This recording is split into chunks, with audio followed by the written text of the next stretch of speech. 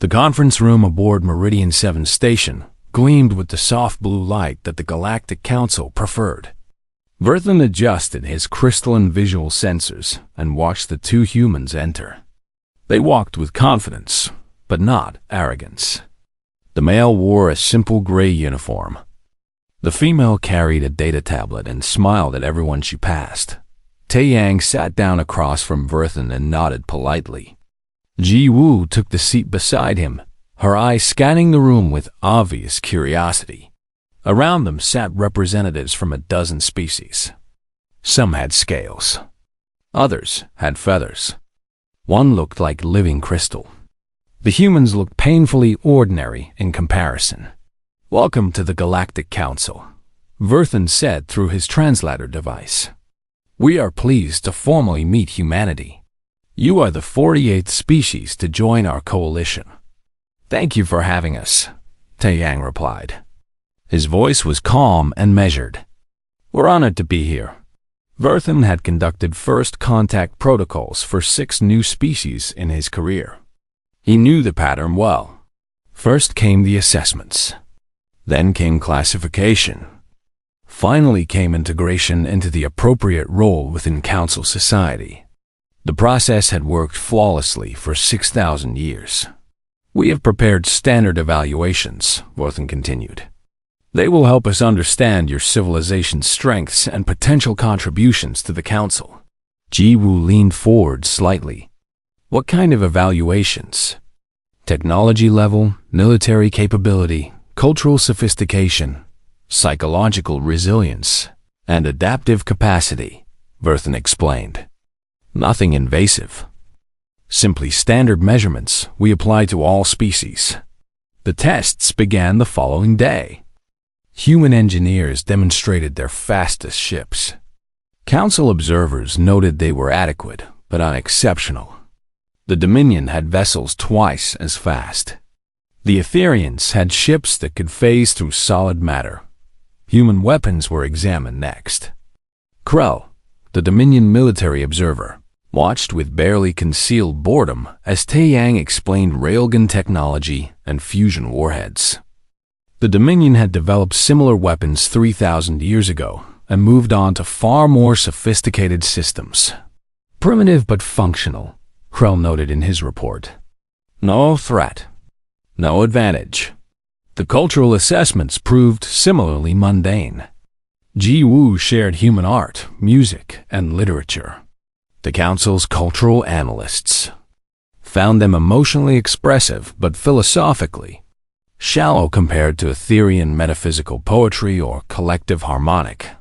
Mathematics they still struggle with. Concepts of mortality and meaning, one analyst wrote. Give them another 10,000 years of evolution. The psychological tests were more interesting. Humans scored high on adaptability and problem solving. They showed unusual persistence in the face of obstacles. But these traits existed in other species too. The Dominion were persistent. The Builders were excellent problem solvers. Verthan compiled the final assessment after 2 weeks of testing.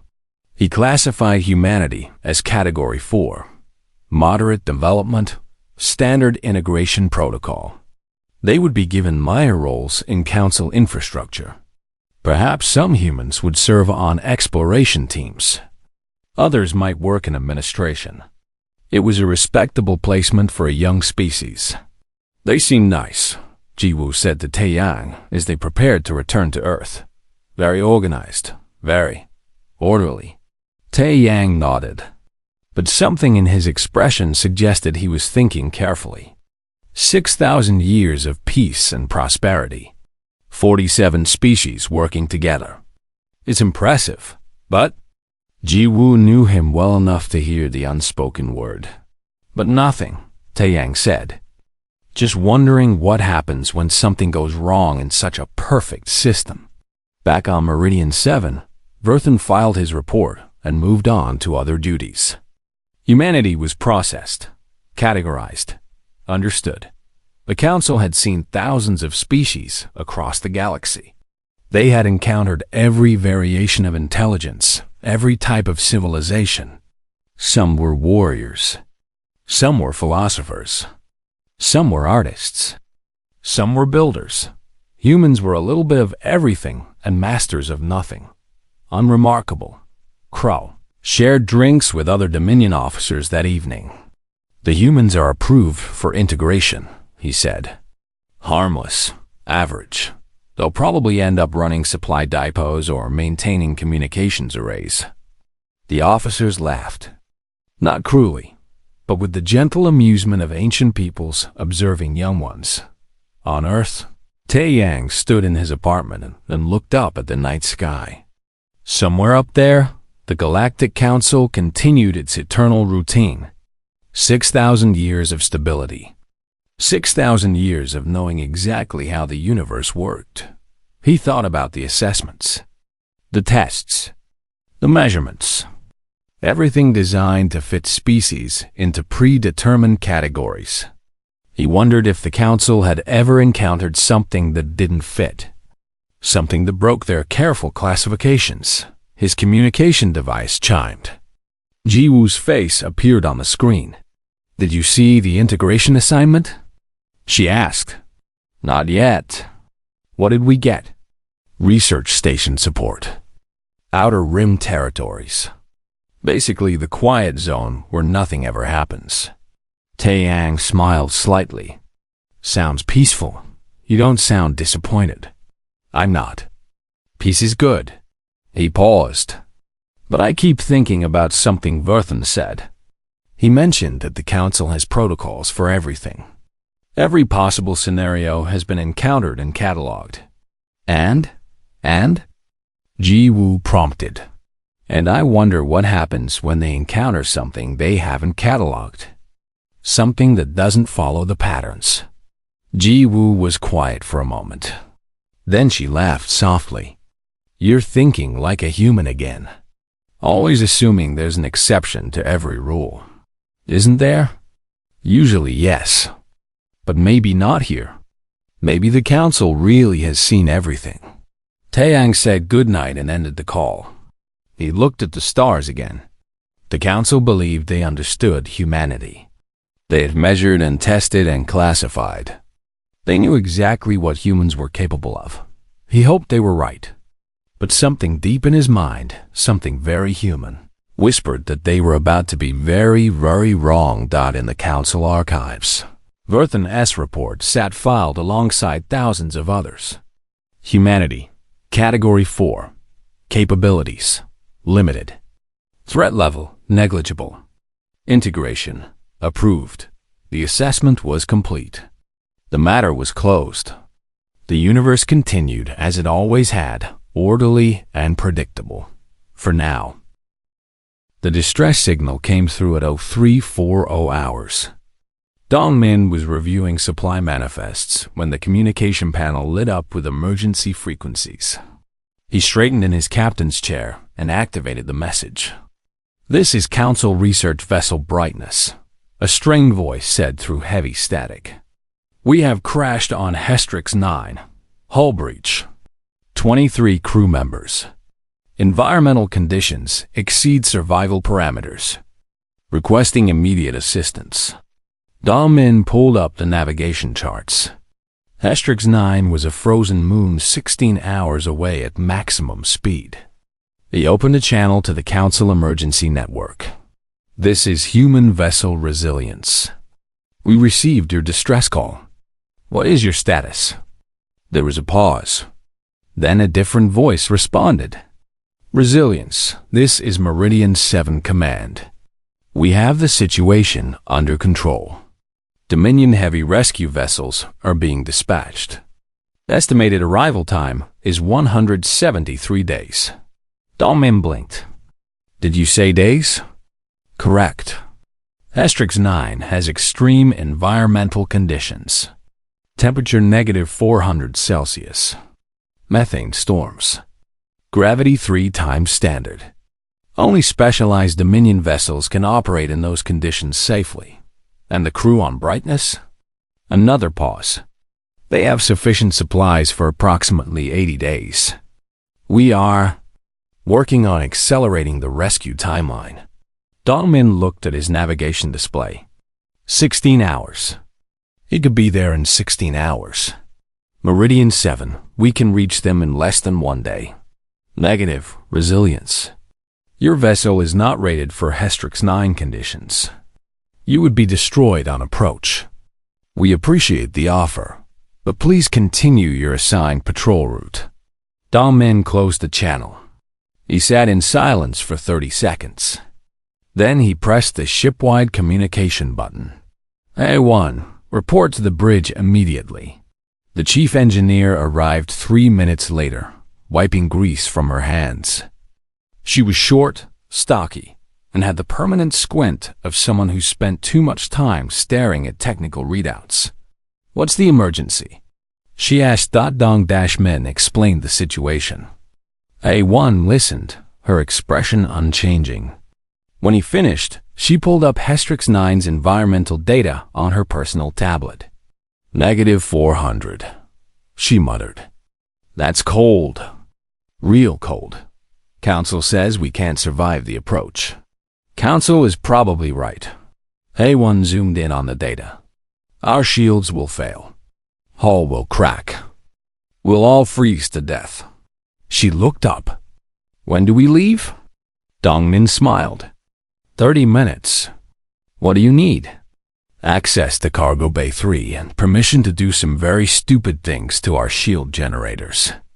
27 minutes later, the Resilience broke from its patrol route and set course for Hestrix 9.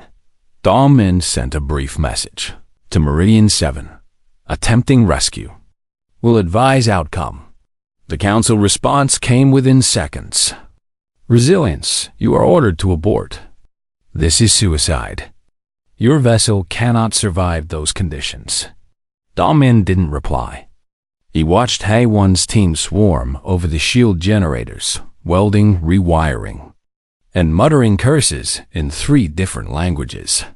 Explain what you're doing, he said to A1 over the comm. You know how shields work? She asked. Keep bad things out. Right. They create a barrier using energy fields. Very efficient. Very safe. Very limited. She paused to shout instructions at a crew member. I'm reversing the polarity on generator 3 and 4. Instead of keeping heat out, we're keeping cold out. Sort of, maybe. That doesn't sound confident. It's not. This violates about 40 safety protocols. But it might work for the 15 minutes we need. And if it doesn't, then we freeze to death and prove the Council right. 14 hours into the journey, they hit the outer atmosphere of Hestrix 9. The ship shuddered. Frost formed instantly on the viewport. Temperature sensors screamed warnings. A1's modified shields held. Barely. Temperature dropping, the navigator called out. -200. -300. The ship groaned under the stress. Metal contracted with sounds like gunshots. Several systems failed. Backup power kicked in. There, Dongmin pointed at the scanner. The brightness was half buried in frozen methane, its hull cracked open like an egg. How do we get them out? The navigator asked. A1 was already moving. We equalize pressure. Open our hull. Everyone stared at her. You want to breach our hull on purpose? Dongmin asked slowly. The temperature will kill us if we try to dock normally. But if we equalize pressure and temperature, we can create a direct bridge. Send crew in suits to pull them out. She was already pulling on her emergency suit. It's crazy. It's dangerous. It'll probably kill us. But it might work, Dongmin finished. It might work. 5 minutes later, the Resilience positioned itself alongside the brightness. A1 stood in the airlock with 6 volunteers. All of them wore suits that were never designed for -400-degree temperatures. The suits had been modified with heating elements cannibalized from the ship's coffee makers, environmental controls, and one unfortunate crew member's personal sauna unit. Breach in 3, A1 said. 2, 1. The airlock opened. The cold hit like a physical force. 2 suits failed immediately. The crew members were dragged back inside before they froze. 4 remained. HFY led them across the gap. Her suit was already forming ice crystals. She could feel the cold through the insulation. Her fingers were going numb. They reached the brightness. Inside, 23 council crew members huddled together for warmth. Rilvex, the lead scientist, stared at the humans with multiple eyes wide in shock. "You came," Rilvex whispered. "You actually came." "Move," HFY said. "We have maybe 10 minutes before our suits fail completely." They moved fast. The humans formed a chain, passing council crew members hand over hand across the gap. Some of the rescued were too weak to move. The humans carried them. One human's suit failed completely. He kept moving anyway, skin turning blue, until he collapsed. Another human grabbed both him and the council member he'd been carrying. 11 minutes later, all 23 council crew were aboard the Resilience. The airlock sealed. The ship pulled away from Hestrix 9's systems, failed one by one. They made it to orbit. Barely. Dong-Min sat in his ruined captain's chair and opened a channel to Meridian 7. This is Resilience. Mission accomplished. All crew recovered. We could use a tow. Silence. Then Verthan's voice, very quiet. "How did you survive?" "Engineering, improvisation, luck." Dong-Min looked at HFY, who was covered in frost and grinning like a maniac. "Mostly stubbornness." In the medical bay, Rilvex sat wrapped in thermal blankets. The other council crew members were being treated for exposure. All would survive. "I don't understand," Rilvex said to Ji-Woo, who had arrived with the rescue ship. "The conditions were impossible. Your vessel wasn't equipped. You should have died." Ji-Woo smiled gently. "Should have, yes, but we didn't. Why did you come? You knew you would probably fail." "Probably isn't definitely." "And you needed help." Rilvex began writing a report that evening. It would eventually reach every corner of Council space. The conclusion made Council scientists argue for months. Humans do not calculate acceptable losses. They calculate acceptable risks. This distinction may be their most alien characteristic. When faced with certain death of others versus probable death of themselves, they choose probable death. Every time. This is not logical. This is not efficient. This is dangerous. But it worked. They treated our certain extinction as merely a difficult engineering problem to be solved through improvisation and willingness to die. I do not understand them. I do not trust them. But I am alive because of them. Verthan read the report 3 times. Then he opened Humanity's file and added a note. Recommend revised assessment. Category 4 may be inadequate. Request further observation. The swarm came through the neutral zone at dawn. Not metaphorical dawn, but the actual rotation cycle when most council species were sleeping. It was a calculated attack. The swarm always calculated perfectly. Krell received the alert and immediately mobilized the Dominion fleet. He had fought the swarm for 73 years. He knew their patterns. They would probe defenses, identify weaknesses, exploit them with mechanical efficiency. The council would counter, establish new defensive positions, and hold until the swarm withdrew. It was a dance they had performed for 2 centuries. This time felt different. "They're committing everything," Krell's tactical officer reported. "Every ship, every weapon platform. This isn't a probe. This is a full invasion." Krell studied the battle display. Red markers flooded across the screen like a disease. He began issuing orders, positioning council forces according to doctrine developed over thousands of battles. The Dominion held the center. The Etherians provided support on the flanks. The collective managed communications and the humans. Krell checked his roster. 3 human vessels assigned to support duties. Negligible combat value. He placed them in the rear with supply operations. The battle began badly and got worse. The swarm adapted faster than normal. They countered every council tactic within minutes. Positions that should have held for days fell in hours. Casualties mounted. Krell found himself giving ground, something he hadn't done in 40 years. "We need reinforcements," his tactical officer said. "There are no reinforcements. This is everything we have." A new voice cut into the command channel. "Dominion Command, this is Young Su of the human contingent. Requesting permission to speak." Krell almost ignored it. He had a battle to fight. But something in the human's tone made him pause. Not panic. Not fear. Just calm certainty. "Make it quick," Krell said. "I've reviewed your defensive positions. I have suggestions."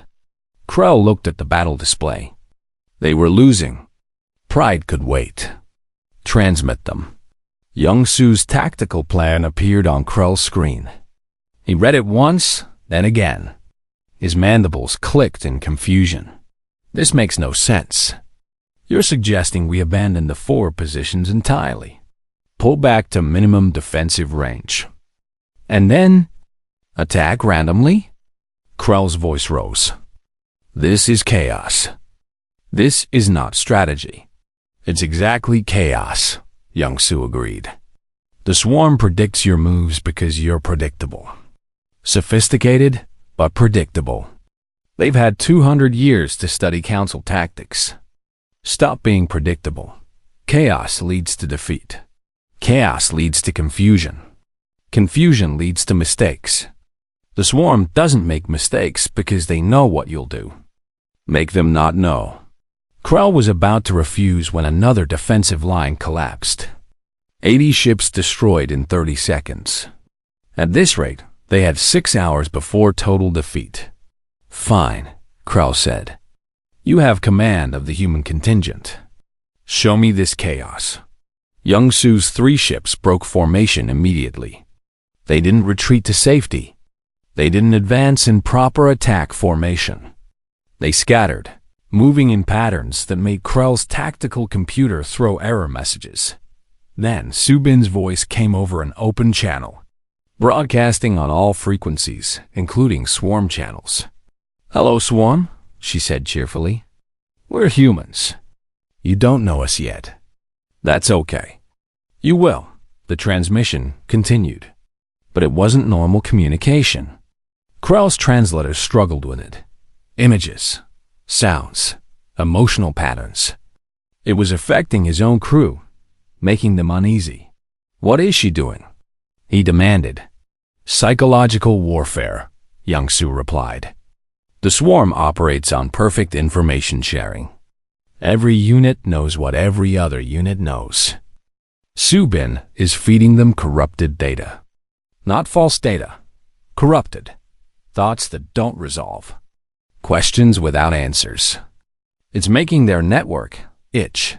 Networks don't itch. Consciousness does. Even distributed consciousness." The swarm's attack patterns began to stutter. Not obviously. Just tiny hesitations. Ships taking microseconds longer to respond. Formation slightly imperfect.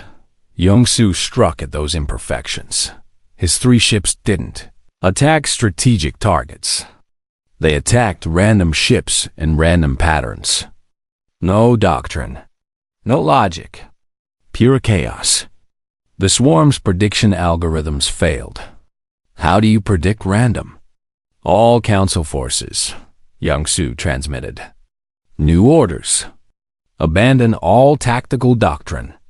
Fight like your worst instincts want you to. Attack what engages you. Defend what you care about. Stop thinking like generals. Start thinking like people who refuse to die." Krell wanted to countermand the order. This was insanity. But his own fleet was crumbling under proper tactics.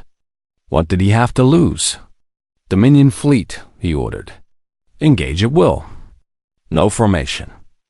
Trust your instincts. What happened next would be analyzed by Council military academies for decades. The perfect coordination of Council forces shattered. But so did swarm predictions. Battles became personal duels. Ships fought with rage and desperation instead of calculation. And humans did something that made Krell's blood run cold. A human destroyer, badly damaged, set a collision course with a swarm dreadnought. The crew didn't evacuate. They accelerated. Recall that ship, Krell ordered Young Su. There's no strategic value in suicide. I didn't order them, Young Su said quietly. They volunteered. The captain's name was Jae Soom. He had 3 children. He showed me pictures yesterday. The destroyer struck the dreadnought. Both exploded.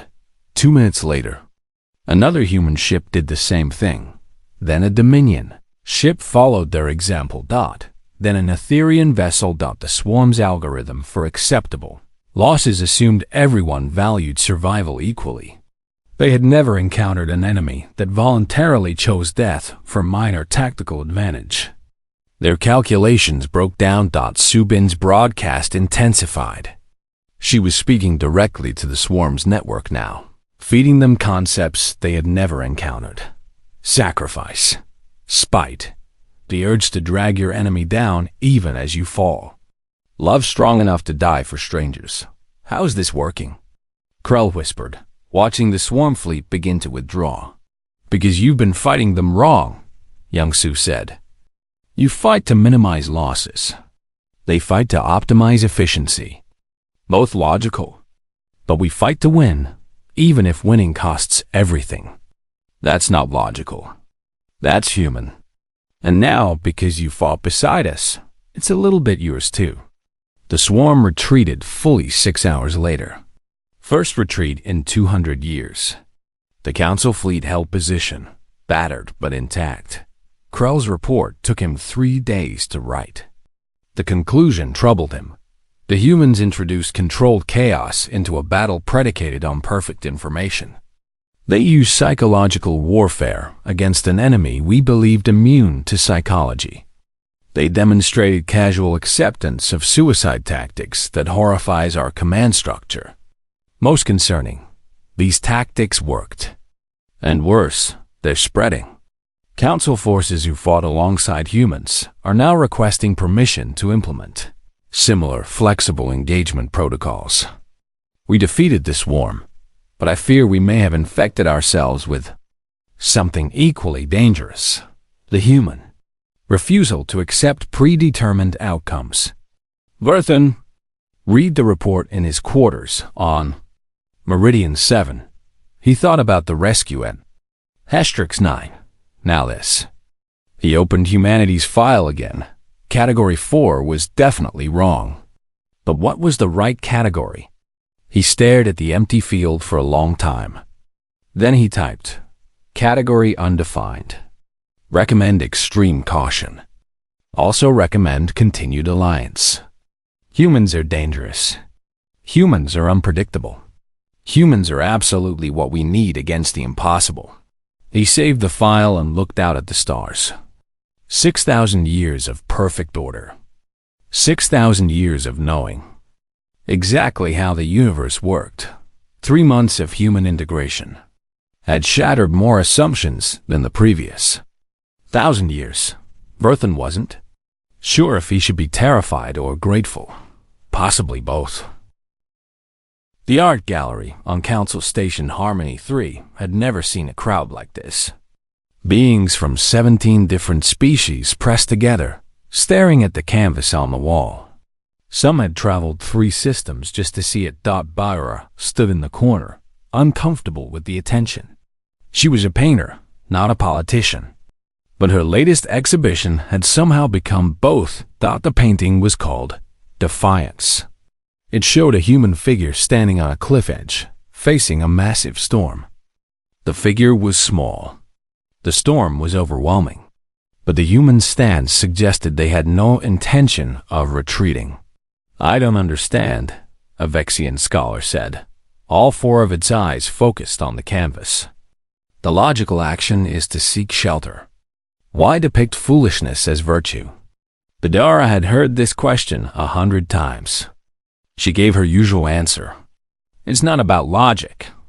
It's about refusing to let circumstances define you. The storm doesn't win just because it's bigger. But the storm will kill this person. Maybe, maybe not. But they faced it standing up. That matters.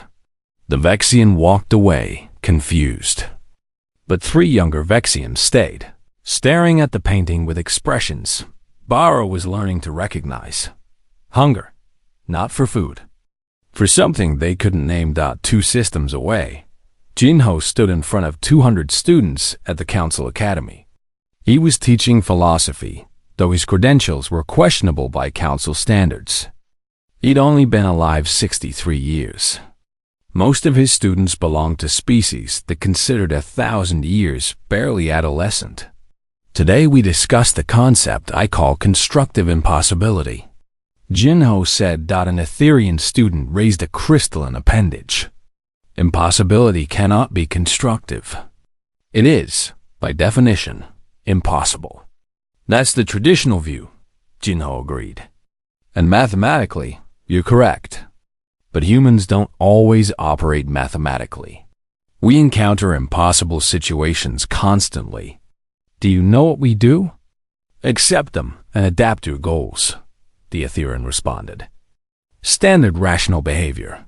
We try to do the impossible thing anyway. The classroom fell silent. Jinho could feel their confusion like a physical presence. Why? Someone asked. Because sometimes impossible just means nobody's succeeded yet. And sometimes you fail, but the attempt teaches you something new.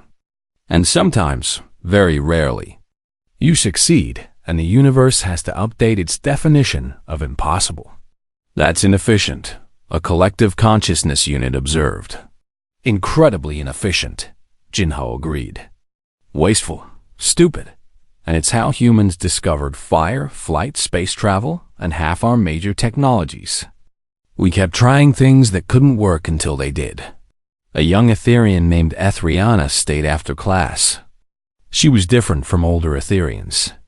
Something in her crystalline structure suggested impatience where there should be. Patience. Your lecture troubled me, she said. I apologize. Don't.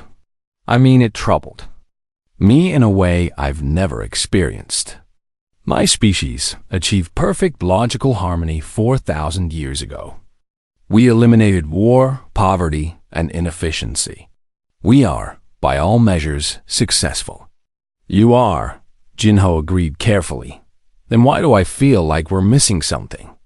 Why does your philosophy of beautiful stupidity make more sense than 4 millennia of perfect logic? Jinho smiled. Because logic optimizes what exists. Stupidity sometimes creates what doesn't exist yet. You need both. Ethriana left, but she came back the next day. And the day after. She started writing a thesis exploring the concept. Her professors were horrified. Her peers were curious. The contamination spread. On Meridian 7, Verthan reviewed reports of increasing unrest. Not violent unrest. Philosophical unrest. Species that had been content for thousands of years were suddenly questioning their social structures. A Hiver collective, 3 systems away, had split for the first time in recorded history. The reason? Half the collective wanted to pursue inefficient artistic expression after listening to human music. Dominion military unit had requested permission to form what they called a Special Operations Division that would operate without standard tactical doctrine. When asked why, they cited the Battle of the Neutral Zone and said they wanted to think more like humans. Most concerning to Varthan, download statistics. Human media had become the most accessed content in council space. Music, movies, books, art, everything humanity produced was being consumed at rates that broke previous records. And not just consumed, analyzed, copied, integrated. He called an emergency meeting of the Council's Cultural Oversight Committee. "We have a problem," Verthan announced. "Human culture is spreading faster than any previous integration, and it's changing behavior patterns in established species. Is it harmful?" asked the committee member. "That's the question. Define harmful." 3 previously stable civilizations are experiencing what humans call civil disobedience. Citizens questioning caste systems that have existed for millennia, all because they read human philosophy or saw human art. "Destabilizing," someone said. "But potentially evolutionary," another voice countered. The Vexian reforms have actually improved their social efficiency by 14%. They questioned an outdated system and improved it. That's growth. The debate went on for hours. Eventually, they called in Buara and Jinho for testimony. "Did you intend to destabilize council societies?" Verthan asked. Buara looked genuinely surprised. "No, I just paint what I feel. If that destabilizes something, maybe the something was already unstable." Jinho was more diplomatic. "We're not trying to convert anyone. We're just sharing perspectives. Humans struggled for thousands of years with questions you resolved long ago. But maybe our struggles taught us things your solutions overlooked. Maybe both approaches have value." "Human culture promotes irrational hope," a committee member said. "Hope despite evidence. Hope despite probability. This contradicts logical thinking." "Yes," Jinho agreed. "But logical thinking sometimes concludes that situations are hopeless when they're actually just difficult. Hope makes you try when logic tells you to quit. Sometimes logic is right. Sometimes hope is right. Having both options seems better than having only one." The committee voted. Split decision. Human cultural integration would continue, but with monitoring. Later that week, Ethriana published her thesis, "The Value of Beautiful Stupidity: Why Humans Might Be Accidentally Correct." It became the most downloaded academic paper in council history within 48 hours. The abstract read, "Humanity represents a paradox. They are technologically inferior to most council species. They are philosophically primitive by our standards. They frequently choose emotional responses over logical ones. They should not be successful. Yet they survive, adapt, and thrive in conditions that would destroy more advanced civilizations."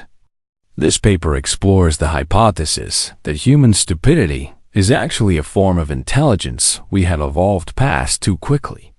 By refusing to accept limits, humans sometimes transcend them.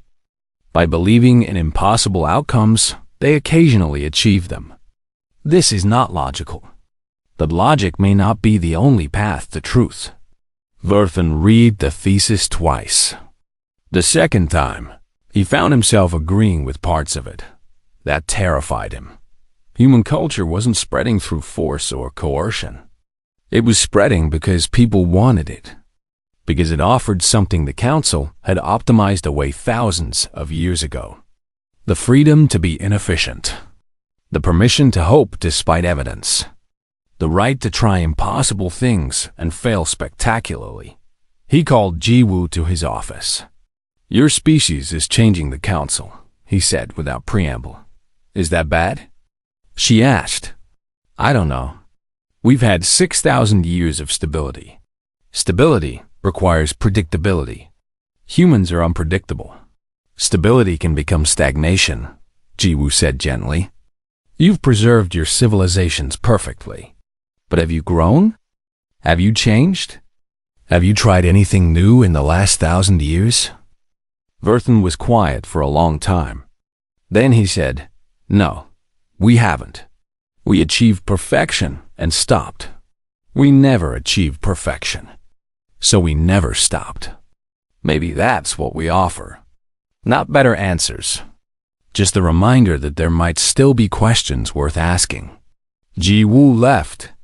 Verthan sat alone in his office, staring at reports of unrest, reformation, and revolutions spreading across council space like a virus. A virus called Hope. He should stop it. He should quarantine human culture before it infected everything. Instead, he downloaded a human song, something called Don't Stop Believing. He listened to it 3 times. Then he opened a requisition form and requested tickets to Biora's next art exhibition. The contamination was spreading, and Verthan was no longer sure he wanted to cure it. The alert reached every council station simultaneously. Not a military alert. Something worse. In the council chamber on Meridian 7, Verthan watched the main display with growing horror. Red spread across the star chart like blood in water. The cascade had begun. Explain it simply, he ordered the science team. An elderly Etherean scientist stepped forward. A star in Sector 47 went supernova. Normal event. But the explosion triggered quantum instabilities in nearby stars. Those stars are now destabilizing. When they explode, they will trigger more instabilities. The cascade will continue exponentially. How many systems affected?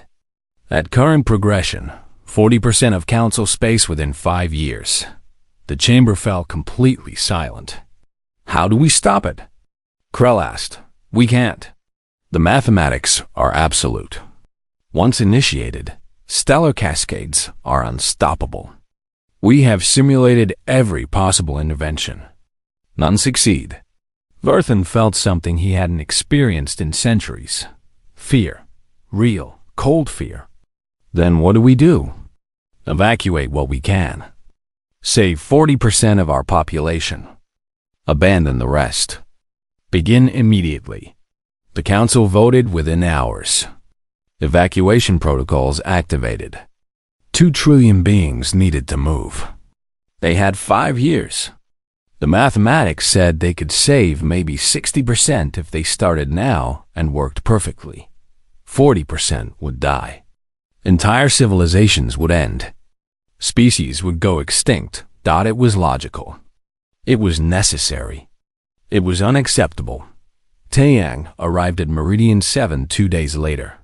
He'd been called in as part of the human advisory team. He listened to the briefings in silence, his expression neutral. You understand the situation? Verthan asked him. Yes. And you agree evacuation is the only option? No. Verthan's mandibles clicked in confusion. The mathematics are absolute. We cannot stop the cascade. Evacuation is logical. The mathematics are probably right. Evacuation is logical. But no, I don't agree it's the only option. Then what do you suggest? Give me a day. I need to talk to some people. Taeyang spent 18 hours in conference with a young physicist named Min Seo. She was 28 years old, barely qualified by council standards. But she'd been working on theoretical quantum mechanics that mainstream council science had dismissed as impossible. When Taeyang returned to the council chamber, Min Seo came with him. We have a proposal, Taeyang said. Vor single quotes, then gestured for him to continue. Min Seo has developed a theoretical framework for manipulating quantum probability on a massive scale. Essentially, we could rewrite the probability of the cascade continuing. The Etherean scientist who'd given the original briefing made a sound of disgust. That's not theoretical physics. That's fantasy. The energy requirements alone would require every power source in council space. The coordination would need to be perfect across millions of ships. The margin for error is non-existent. And even if all that were possible, the success rate is. He paused to calculate. 0.0003%. So not zero, Min Seo said quietly. Might as well be zero. But it's not zero, which means it's possible. This is insane, Krell said. If we commit resources to this fantasy, we lose our evacuation capability. We would be risking everyone to save everyone. If it fails, we lose everything instead of losing 40%. Yes, Taeyang agreed. That's not acceptable. to you. But I'm going to ask every species in Council Space if they want to try. Verthan raised a hand. The Council decides such matters, not individual species. Then I'm asking the Council, vote, right now. Do we accept the loss of 40% as inevitable? Or do we try the impossible thing? The debate lasted 6 hours. The mathematics were presented repeatedly. 0.0003%. Not zero, but effectively zero. Trying meant risking total extinction instead of partial survival. The vote was called. 30 species voted against. Too risky. Too stupid. Too impossible. 17 species voted in favor. Most of them had fought alongside humans at the neutral zone. Most of them had integrated human cultural elements. Most of them had learned to question impossible. The humans voted unanimously in favor, obviously. The measure failed. Evacuation would proceed. Except 40% losses. Logic prevailed. Taeyang stood and addressed the council. Okay, but humans are going to try anyway. We're going to attempt Min Seo's plan. We have maybe 200 ships. Not nearly enough. We'll probably fail. Probably die. But we're trying. Anyone who wants to join us is welcome. Anyone who doesn't, good luck with the evacuation. No hard feelings. He walked out. Ji Woo followed. Then Min Seo. Then all the human delegates. Verthan watched them go. Watched them choose probable death over certain survival. Watched them select hope over logic. He thought about the past year. The impossible rescue. The chaotic battle. The cultural contamination. Every time, humans had chosen the irrational path. Every time, it had worked. He stood. I'm going with them. The chamber erupted. You can't, someone shouted. You're council administrator. Then I resign. I'd rather die trying than live knowing I didn't. Krell stood next. Then the Etherean scientist who'd calculated the 0.0003%. Then Rilvex, the scientist from the Hestrix 9 rescue. One by one, species changed their votes. Not because the mathematics improved. The mathematics still said failure. But they'd learned something from humans over the past year. Sometimes, you try anyway. The final vote. Unanimous in favor. The preparation took 2 months. Every ship, every station, every being in council space began working toward a single coordinated moment. Humans led the effort, not because they were the smartest, but because they were the only ones who genuinely believed it would work. Boara's art became propaganda. Images of defiance and hope spread across every communication channel. Her painting Defiance was reproduced 1 trillion times. People who'd never understood it before understood it now. Youngsu coordinated logistics, moving 2 trillion beings and their ships into precise positions across 40% of council space. Every ship had to be exactly where it needed to be at the exact moment. No margin for error. Dong Dashmin and Heiwan modified every vessel's power systems, rewiring entire fleets to channel energy in ways they were never designed for, breaking safety protocols by the thousands, making it up as they went. Subin managed morale, keeping billions of beings focused on a plan that mathematics said would fail, teaching them to believe in 0.00003%. Jinho taught the philosophy they needed. We're not trying because we'll succeed. We're trying because trying matters. Because choosing hope over despair matters. Because refusing to accept the universe's limits matters. Win or lose, we matter. Min Seo worked without sleep for 40 days. Refining calculations, adjusting parameters, searching for the edge where impossible became merely unlikely. The day came. Every being in council space was in position. Every ship powered up simultaneously. Every energy source in 40% of the galaxy channeled through Min Seo's framework, a Meridian 7. Taeyang stood beside Verthan watching the displays. If this fails, I die knowing I tried, Verthan said. If this fails, we all die, Taeyang corrected. But yeah, same thing. Minicio initiated the sequence. Quantum probability across millions of light years began to shift. The cascade stuttered, paused. Every calculation said it would continue. Every model showed failure. The cascade stopped, not slowed, not delayed, stopped. Probability of success, 0.00003%. Actual result, success. The silence across council space lasted approximately 3 seconds. Then every communication channel exploded with celebration. Beings who'd never met embraced. Species that had been enemies weeks ago celebrated together. In the command center, Mincio stared at her readings in shock. It worked. It actually worked. How did it work?